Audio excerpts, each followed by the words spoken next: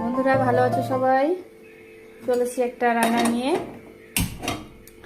এই যে বন্ধুরা, কুমড়োর করব আজকে মুগ ডাল দিয়ে। মুগ ডালকে ভেজে নিয়ে কড়াই বসিয়ে দিয়েছি, কড়াই গরম হবে। এদিকে কড়াই গরম হচ্ছে, এদিকে নিয়ে নিয়েছি যে লঙ্কা আর আদা, এটাকে বেটে নেব। মশলা বাটা হয়ে গেছে, আমাদের কড়াই গরম হয়ে গেছে। কড়াই তেল দিয়ে দেবো।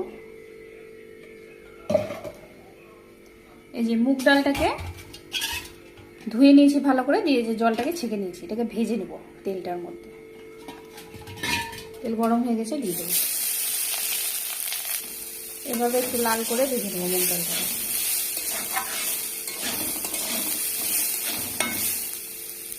এই যে বন্ধুরা, আমাদের মুগ ডাল লাল লাল করে ভাজা হয়ে গেছে, নামিয়ে নেবো।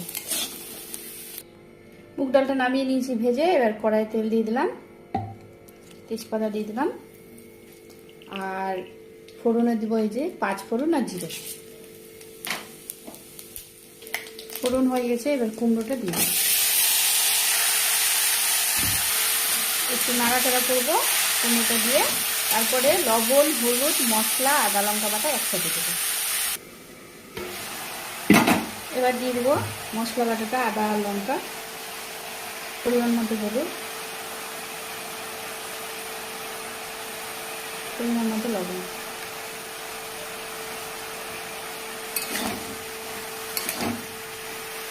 এবার মুগ ডালটা দিয়ে দেবো।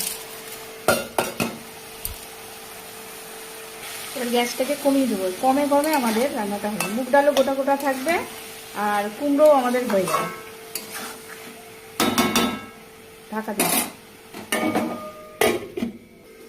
বন্ধুরা দেখো, এই যে